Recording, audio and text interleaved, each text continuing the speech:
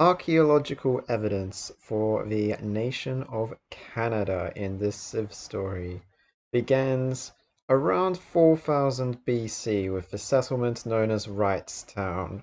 Wrightstown was primarily an agricultural settlement along the St. Jacques River.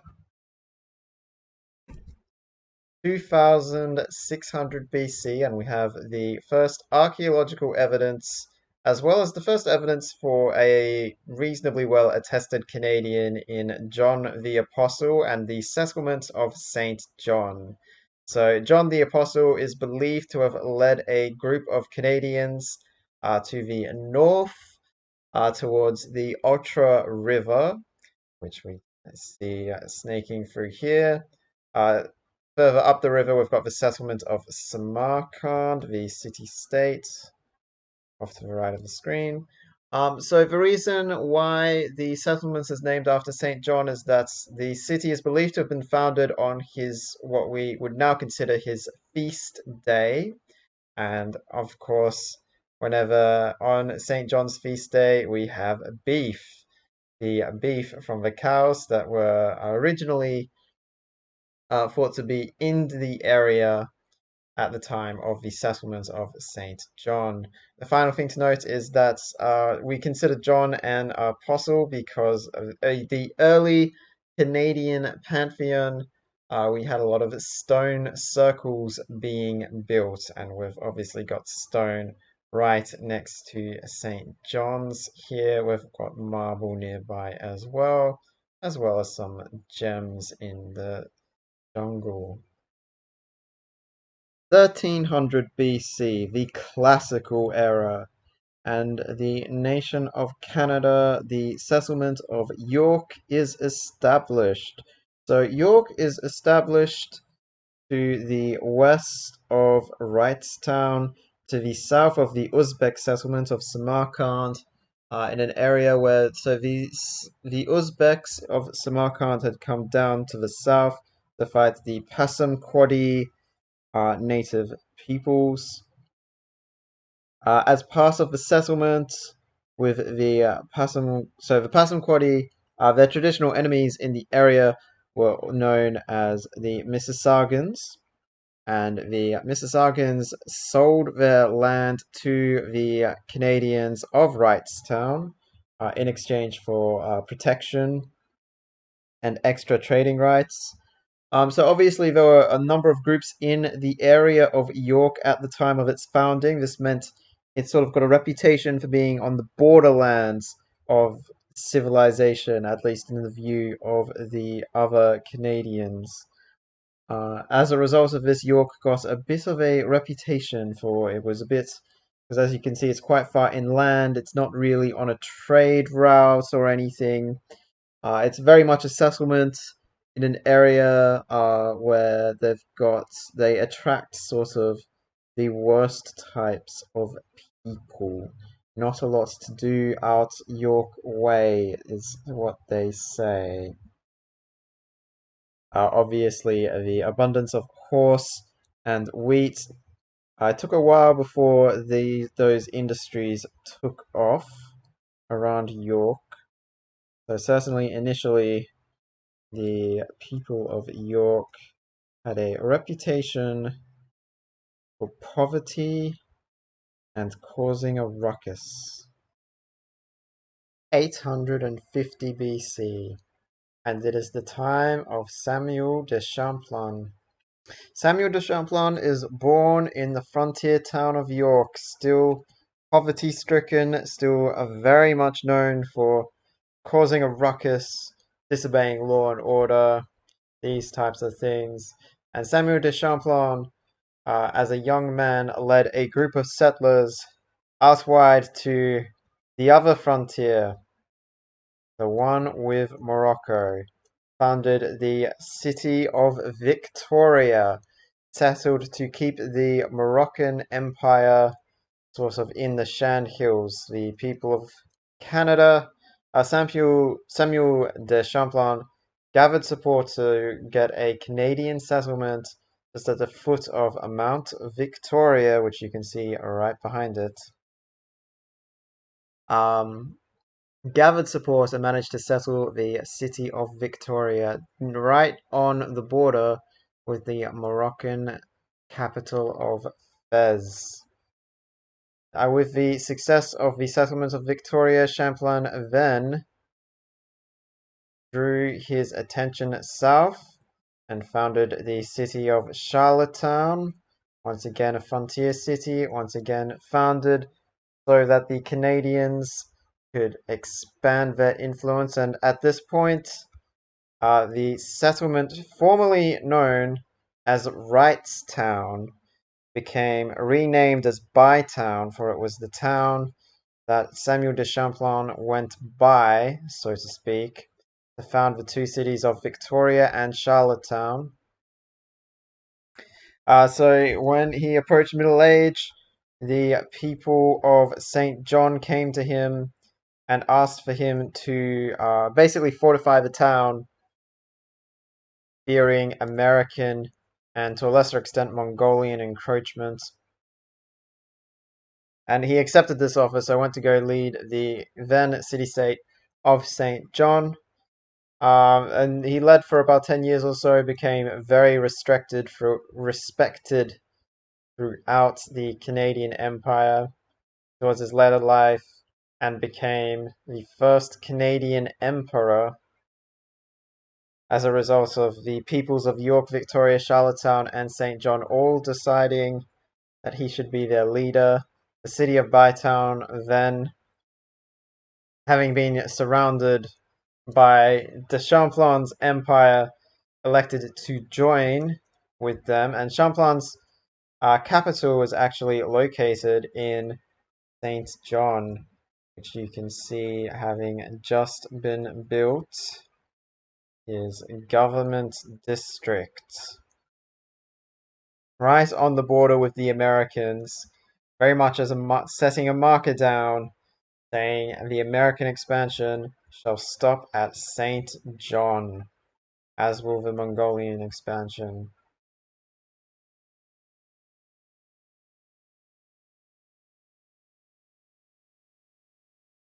A few generations after the establishment of the Canadian Empire, the city of Calgary is established. The city of Calgary, again, another frontier city, this time the Canadians deciding that they should have a port city and the Bay of Fundy.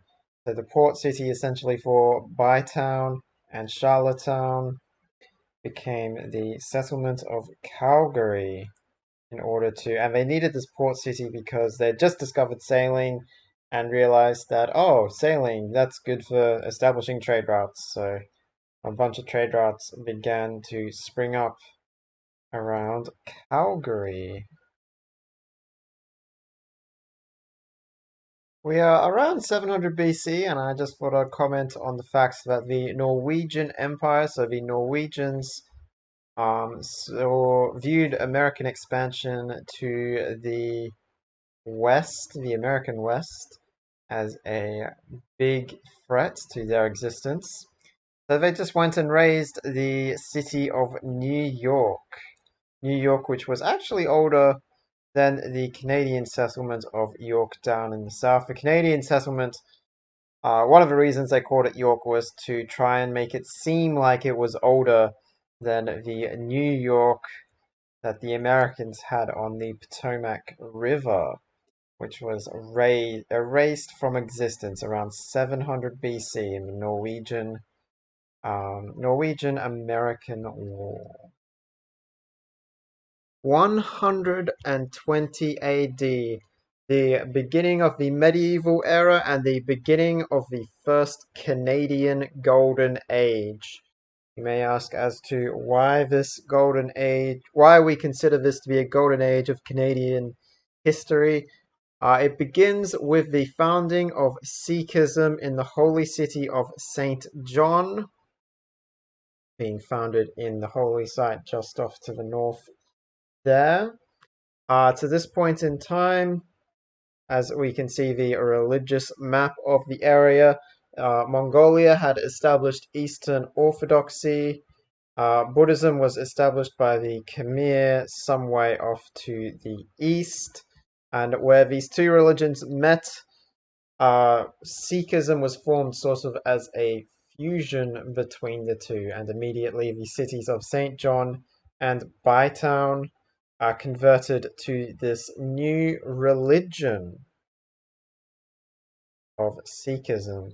Now, the leader at the time of the Canadian people was one Louis Dalibust de Coulanges. Now, Dalibust de Coulanges was well known for its policy of having a very open immigration policy. This caused the population particularly in St. John, to a lesser extent Victoria and Bytown. The populations in these settlements really boomed, especially with the continuing wars between Mongolia, Norway, and America nearby, as we remember the Americans having the city of New York razed. There was multiple sieges on Baltimore, which ultimately stayed with the Americans, and the most recent war being Mongolia and America against Norway. So to the northern areas, we've got a lot of war going on, and Louis Dalibos de Coulanges' open refugee policy meant that a lot of artisans and people with different ideas about what Canada should be came to Canada and made it a much better place to live, thus beginning the Canadian Golden Age, the first Canadian Golden Age. 1000 AD, and the settlements of Ville Marie and Cheswan-Teku are established for the Canadian nation. At this point, the Canadians were being led by Charles de Montmagny. Charles de Montmagny was known for establishing peaceful relations with foreign entities on the borders of Canada, and this resulted in the expansion. First, we will talk about Cheswan-Teku, which is the settlement just up here, slightly more to the north, although we are still very much to the south. Cheswan-Teku is named for a local group, the Abenaki, who de Montmagny negotiated with. And the name in their language means where one smokes. It was the Abenaki people would gather there as part of their religion, as like take part in smoking rituals. Over time, this became a trading post. Which is when the Canadians really gained authority over Cheswan-Teku.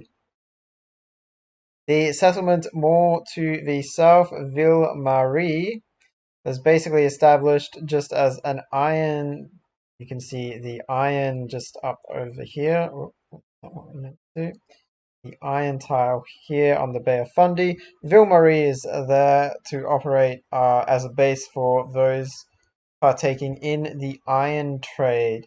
Somewhat unusually, the best port on the island happened to be south of the Riau Mountain, which you can see in the middle, due to just the various conditions around in the north tend to have really bad tides. A lot of naval infrastructure tended to be destroyed. So in the end, Ville Marie in the south of the island became the major settlement on the Riau uh, island that you can see here with the Riau Mountain right next door.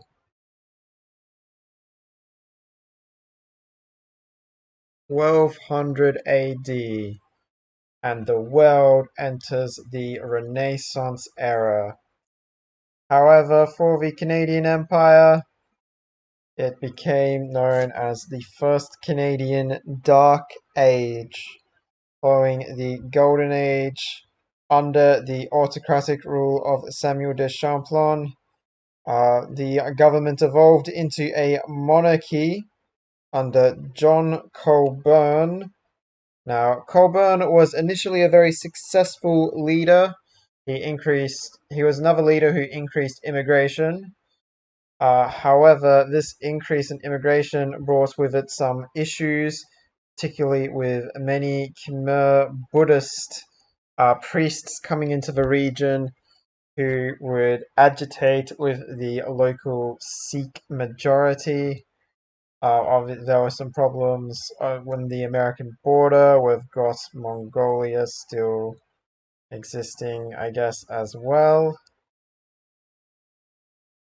But primarily, the Dark Age was caused by appointments from within. John Colburn was very good at dealing with political favors. He was very conservative, and this over time established what became known as the Family Compact. Now, the Family Compact was essentially a small group of elites under Colburn and his successors who basically made everything hereditary within Canada. And this led to the first Canadian Dark Age due to their inability to embrace ideas from other cultures, inability to promote the right people. While he still had a pro-immigration policy, it was very much a you can come here, but you have to be like everyone else sort of policy, not one that was embracing new ideas, much like what was occurring under Samuel de Champlain an entire era ago at the beginning of the medieval era. 1440, and the population formerly in the town of Ville-Marie begins to migrate up the Riau mountain, and as such, Ville-Marie becomes the name for the old town, as Montreal becomes the name for the entirety of the settlement, which you can see off to the right. Meanwhile,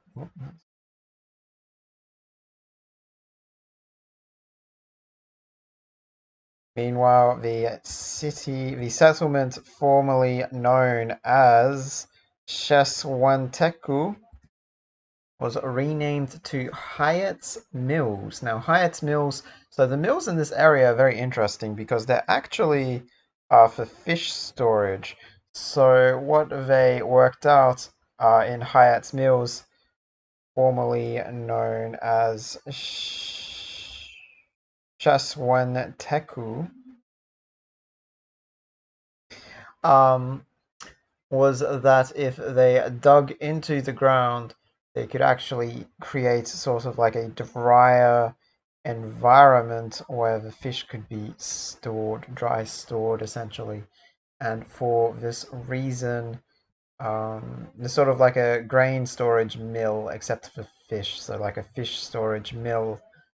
Um, and the process was invented by John Hyatt, who lived in the area at the time, hence Hyatt's Mills.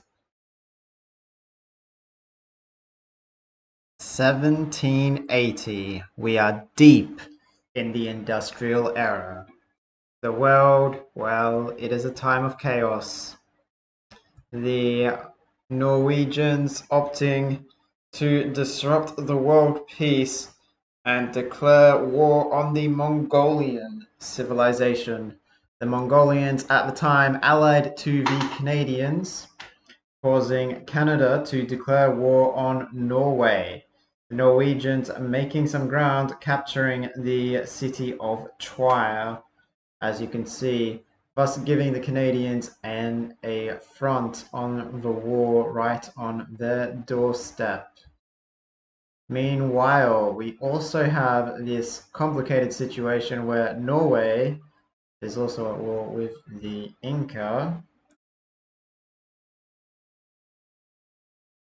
as well as someone I don't know, and the Cree.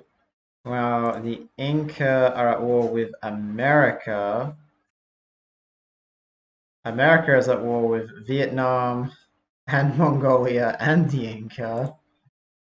A very tricky state of diplomatic affairs has developed in the world. Indeed.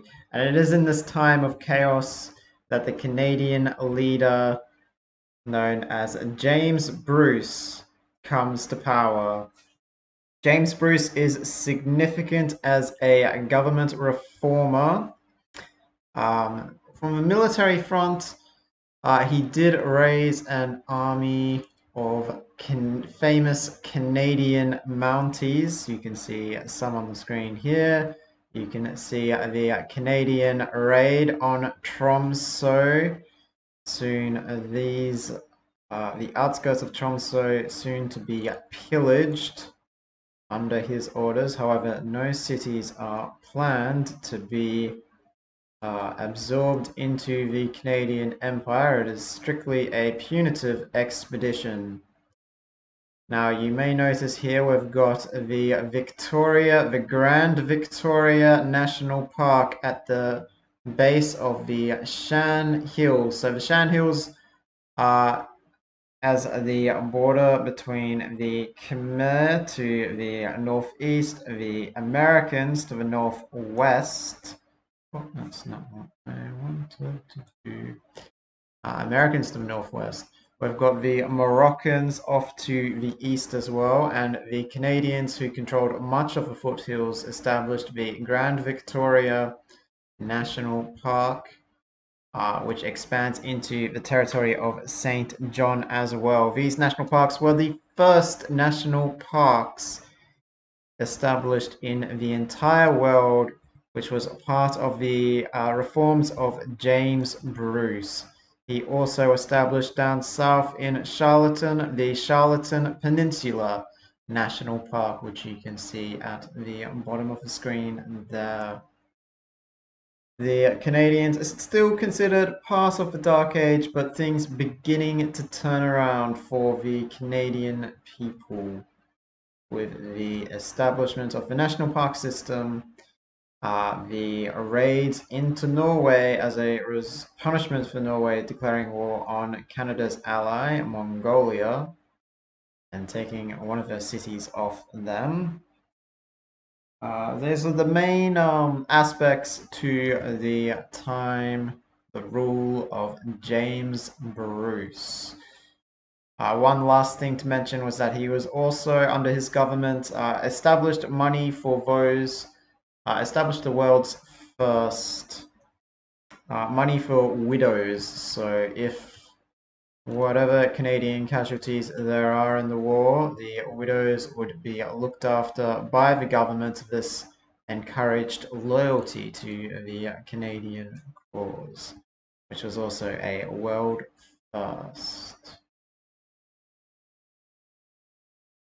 Ah, yes, the golden, even most heroic age of Canada, the modern era, where the Canadians, under the fantastic leadership of Charles de Montmagny, managed to establish contacts around and across the world. We can see here the New World having already been discovered and partially colonized by Norway.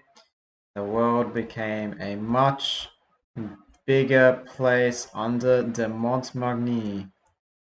Now, Charles de Montmagny obviously sponsored a lot of expeditions overseas in order to discover the world, make new contacts.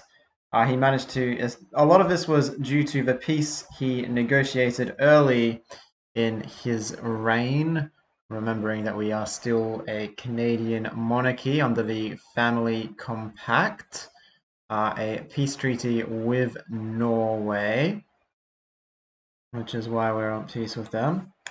Another thing that is associated with Montmagny is the establishment of the all-important ice hockey. You can see here the Calgary Stampede going on here. Just a little bit of jousting going on at the Stampede. Stampede Central, Ice Hockey Central. We've got 3 ice hockey rinks all next to Stampede Central. The Saddle Dome. having been established originally during Montmagny's time.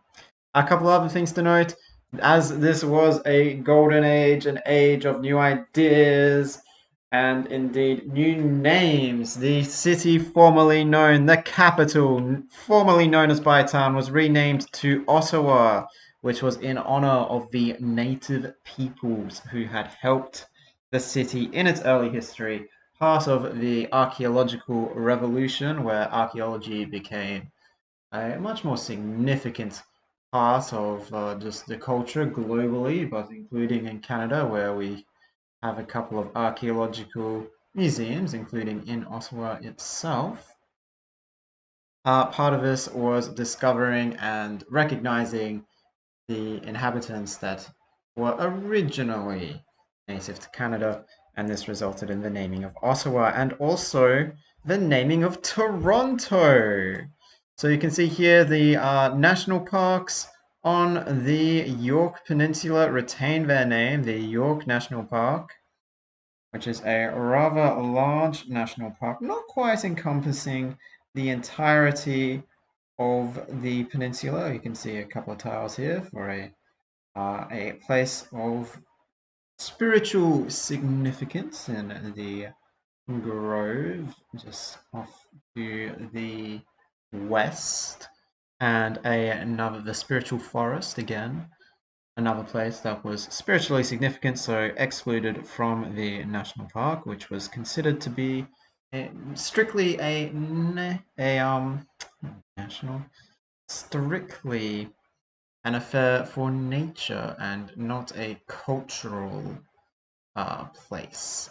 So that's York National Park. That's the renaming to Toronto, again in honor of native peoples, the people who originally inhabited the area before those rowdy Yorkists went and settled the city originally known as York, now known as Toronto.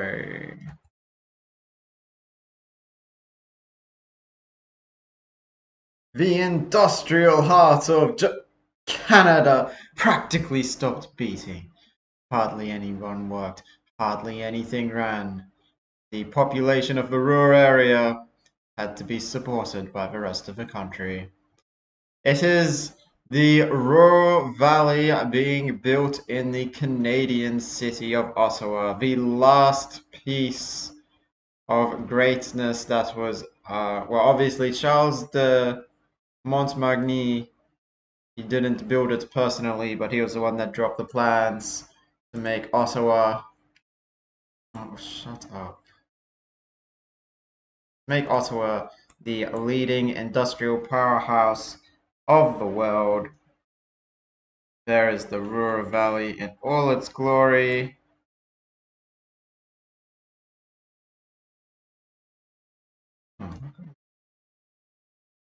Okay.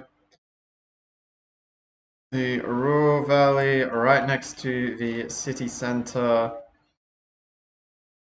Across the other side of the St. Jacques River, we have the factory and the coal factory that allowed me to build a rural valley.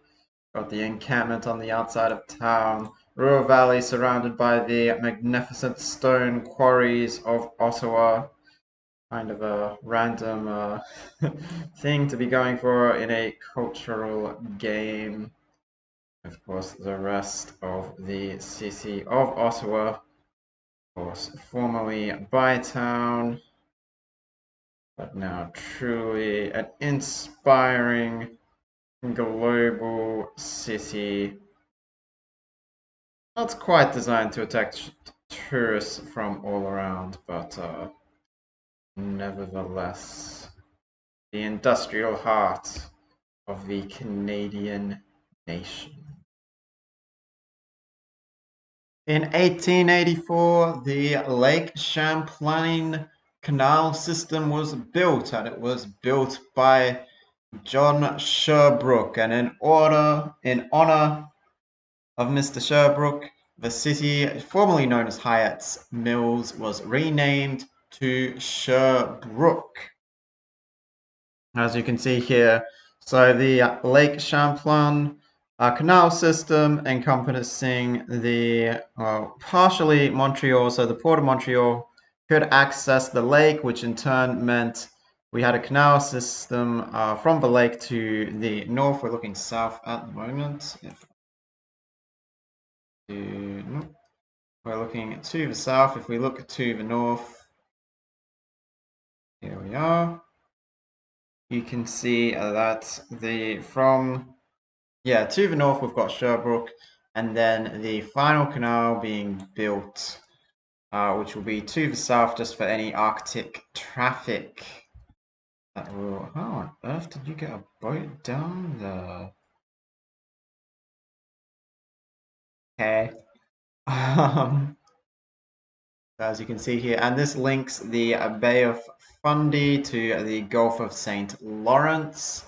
It also means that ocean-going vessels from the Iapeus Ocean can go through the Champlain Canal system and out to the Antarctic Ocean. The real Panama Canal. Actually, the real Panama Canal in this game was built here so that the Vietnamese city of Rome could access the sea.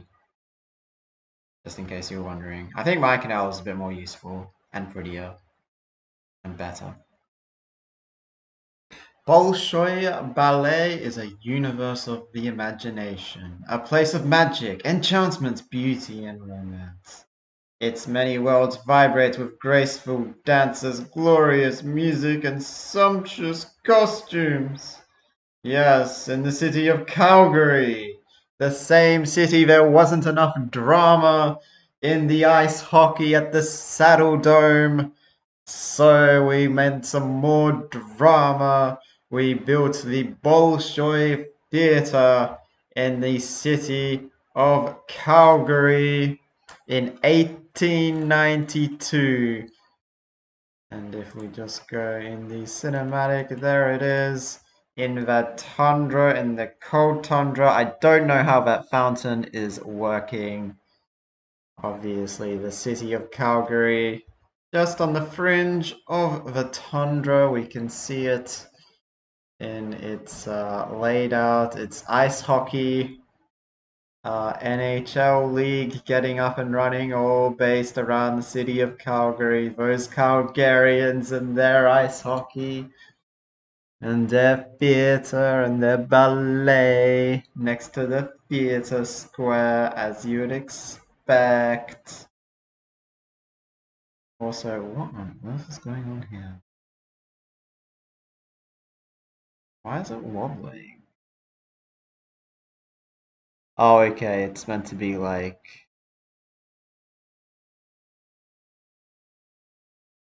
Sure. The wobbly lumber mill.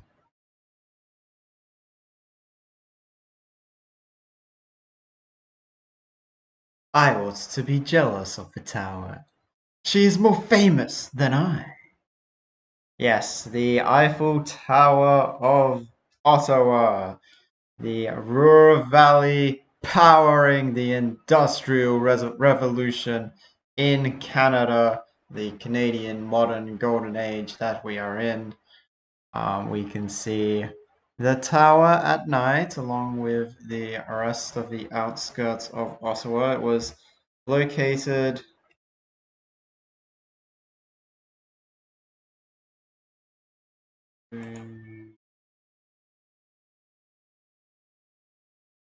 what?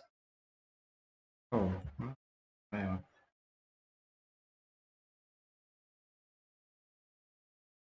There we are, the Eiffel Tower located out in the farmlands rapidly being converted to other things, other more, what's the word I'm looking for? Wondrous things. And we have the city of Ottawa with the Ruhr Valley and Eiffel Tower wonders, along with the theatre district and the campuses out to the north, as well as the commercial area, which we haven't had too much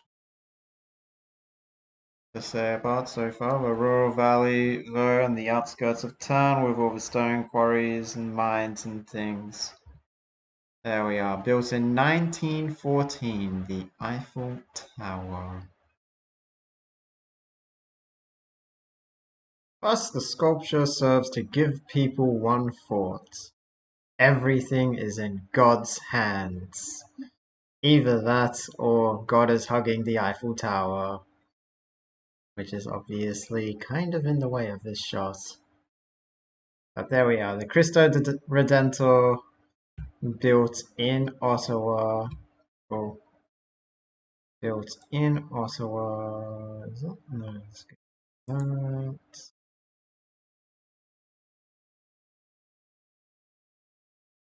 There we are, next to the capital city.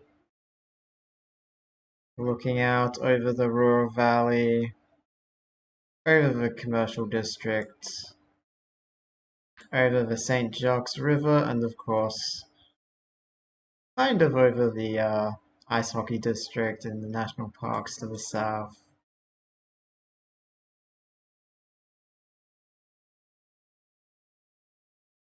What a blessed city Ottawa must be.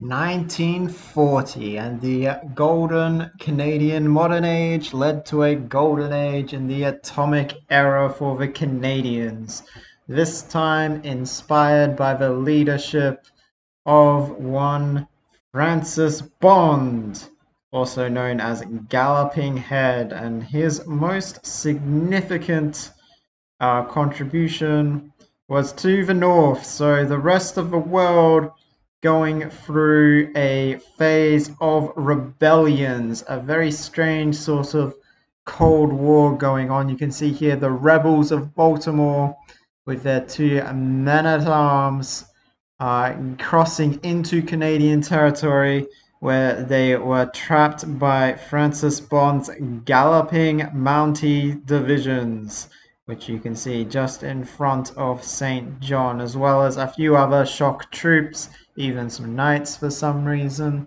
Francis Galloping Head Bond laying the trap, laying down military line before suspecting that the state of Baltimore, Maryland, formerly part of the United States of America, rebelling, might send troops in search of safety into Canada, where they would not be welcome, as Canada was still recognizing the American government in the city of Tromsø, formerly on the site of the ruined city of New York. That is one of the changes that occurred during the modern era.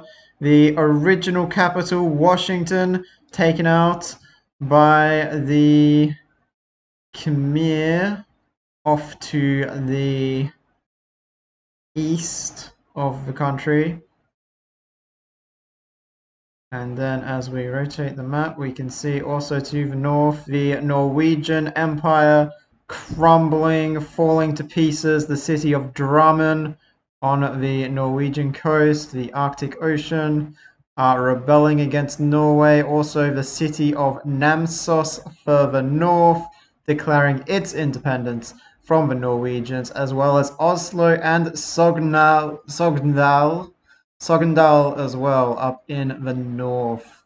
Or many Norwegian cities declared their independence during the modern era, and that revolutionary fever, which started up in Oslo and Sogndal, spread down the coast to Namsos, eventually finding its way to Drammen and the Confederacy, the Confederate States of America, which started as a rebellion against the Khmer Empire after the Khmer managed to take Washington and occupy it.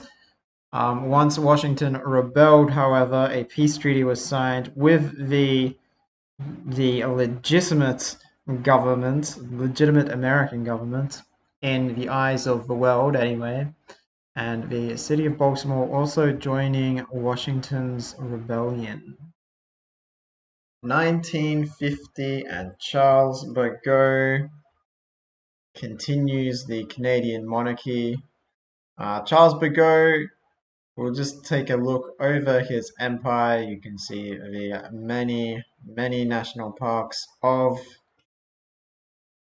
Canada being formed. Charles Bagot's main contribution was his ability, his negotiation abilities. You can see here the Canadians annexing the former US state of Maryland in a sort of essentially there was a World Congress held and the question of what to do with the remaining two Confederate states that composed Washington and Baltimore. And in the end, the solution became the fascist government of the Khmer were allowed to essentially create a coup d'etat to take over Washington in exchange for recognition of Baltimore as being part of the Canadian sphere of influence, thus resulting in Baltimore joining the Canadian monarchy. And we can see already, almost immediately on annexation, the Baltimore National Park in the real mountains of the Shan Hills. Up to this point, all of the national parks, you can see the Victoria going into the St. John National Parks in the foothills of the Shan Mountains, the Shan Hill Mountains, I guess. But the Colorado River going straight through the center of the Baltimore National Park, which is the primary objective for Charles Bagot. He was quite the naturalist, and was keen on the rare species found up in the mountains in that area. And so that was that. Is sort of the end of the age of the independent city-states as we go further north. During the most recent World Congress, the city of Drummond was also recognized as being part of the Incan sphere of influence, allowing them to take control there. The city of Namsos resisted, continuing to resist, however, in about a decade or so. That city also ended up joining the Inca.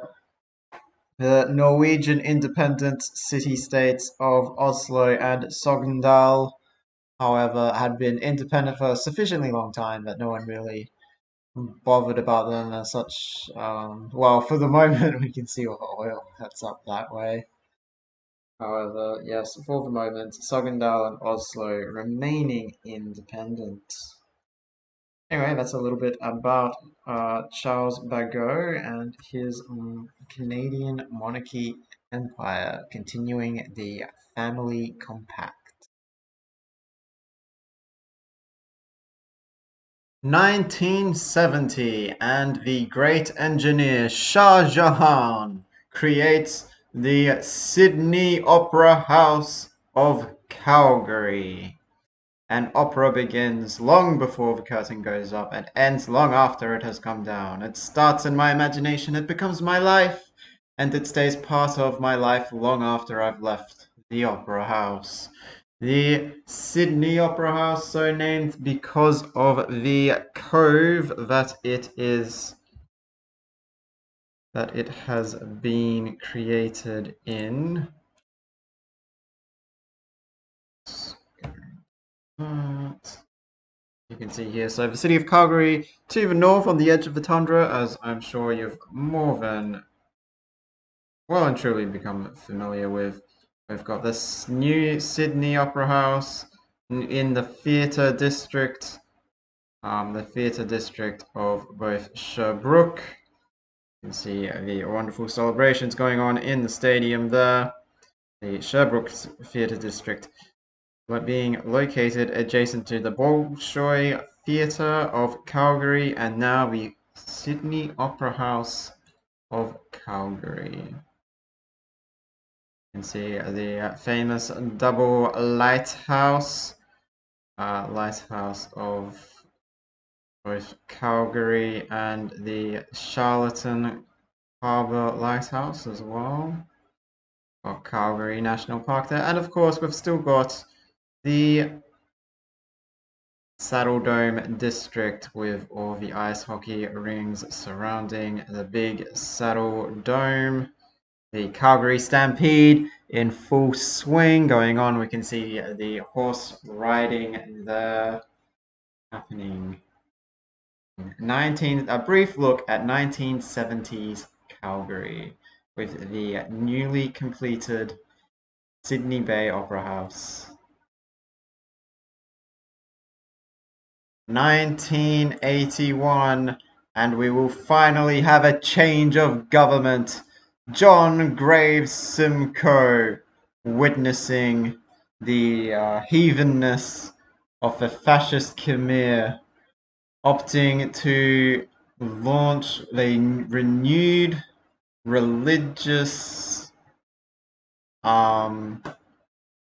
renewed religious sort of fervor, a new awakening era. So the new awakening of the Sikh religion has begun. This is somewhat oddly paired with the beginning of the space race. So you can see here John Graves Simcoe launching the world's first Earth satellite. That is to do with the Sikh beliefs about exploration, about always expanding your borders, about just being open to new ideas and things. And part of that is exploring new lands, in this case, exploring the moon. Anyway, 1981, and John Graves Simcoe. Over time, John Graves Simcoe will turn the Canadian state from a monarchy more into a theocratic government. So he comes to power in the final stages of the family compact. However, he will be succeeded not by one of his relatives, but more from the religious gentry, which becomes the new political elite, those that were chosen by the Sikh religion to lead the Canadian people. Since we're talking about the religious Sikh takeover under John Graves Simcoe, we may as well look at the religious situation in the world. So we can see here Sikhism being founded in St. John, well and truly entrenched in Canadian society. Over to the west, we have the Mongolian Empire, following Eastern Orthodoxy, which was founded in Xanadu, however, with about a 50-50 split between the Orthodox and the Sikh followers. We've got the mainland Norwegians following Sikhism, however, their brethren across the ocean in the New World, followers of the New World religion of Confucianism. We can see that Sikhism, through a long-standing alliance with the Inca, managed to spread and occupy the majority of their cities as well. Buddhism, for a long time, the world's preeminent religion, which had at one point penetrated as far as Norway to the west, still very much a strong religion. We've got the Judaism, founded in the Japanese city of Sendai. Judaism spreading along the coastline to many islands throughout the old world. We also have Zoroastrianism. Zoroastrianism was founded in Vietnam as the Vietnamese religion. Zoroastrianism, a rather unique religion in that it has a very wide presence, but not the majority in a lot of cities. We've got Protestantism, founded in Brazil, as you can see here. And Brazil, much like Canada, very much one religion civilization. Catholicism for a long time was struggling with Zoroastrianism and Protestantism to their southern borders, but the Cree managing to convert the majority of their cities to Catholicism. And so this is the kind of, so having seen the religious awakening, so the Cree and the Canadians had a religious alliance, and witnessing the re-emergence of Catholicism as a major world religion, inspiring John Graves Simcoe to launch the reimagining of Sikhism. And we're just going to go across to the New World. In the New World, there are only two religions: the religion of Islam, which has conquered about 2/3 of the New World, and the religion of Confucianism. As you can see here, majority in places like Greece, about half of the Ottoman Empire, Georgia, and Babylonia.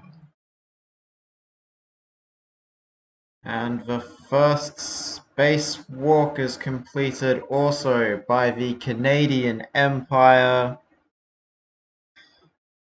launching out of the capital, Ottawa. You can see here in 1989. We're not really going to Mars, we've modded the game. We're going to the moon. Jeez, we're going to the moon, guys.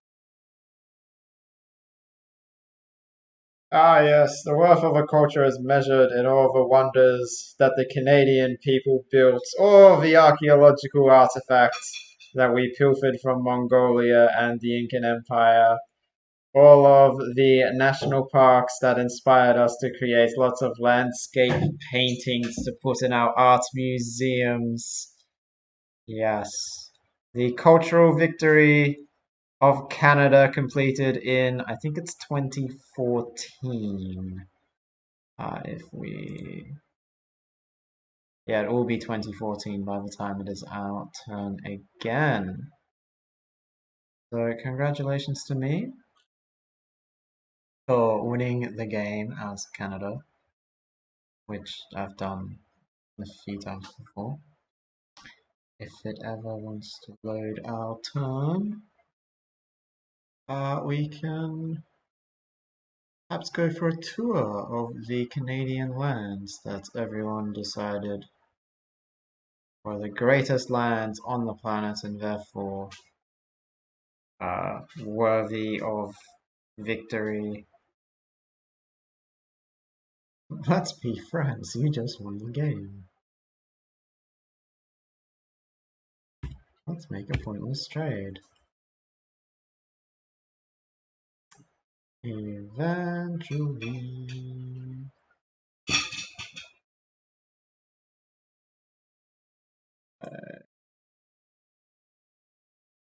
We'll get the tourism thing up. So down in the south, Toronto, of course. Major national park network happening down there. So 117. I think my best national park is this one, plus 127 per turn. We've also got Calgary, so we've got the Saddle Dome district. Actually not generating too much tourism there, but I don't know, it's plus 16, plus 18, 18. It's about the same as a national park. We've got the Theatre Square, Bolshoi, the Sydney Opera House of Calgary Bay. You can see down here, 36 out of this. Theatre Square is quite high, actually. Wasn't Alva Brewers a great big one? Had any? Over here we've got Charlottetown on the peninsula, the national parks there, doing quite a bit of work. We've got the seaside resorts here, being boosted by, of course, Cristo Redentor, as well as the Eiffel Tower, as well as Rural Valley. So this is our production powerhouse. Over here, we've got Victoria National Park. In the end, Morocco was razed to the ground by the Japanese, and the Khmer and Canadians sort of divided the territory amongst themselves. You will also note that Boston was eliminated. It's been razed to the ground by the Incan Empire about 10 years ago or so, which again allowed Canadians to sort of gobble up some more territory there. Because ultimately, the best way to expand as Canada is to wait for your opponents to kill all your other opponents. Yay! Genocide! Committed by other people. And because we're Canadian, everyone likes us. Even though we benefited from it. Anyway, that's basically the game. Standard tourism win, basically. Um, almost won. Diplomacy. Oh, it's been disabled. Well, we got to 14 on the diplomatic victory front. And we were quite close. Just satellites missing. I have modded the science victory. Satellites is here, so it would have been another. Oh, probably 40 turns or so to get that. Anyway, GG me.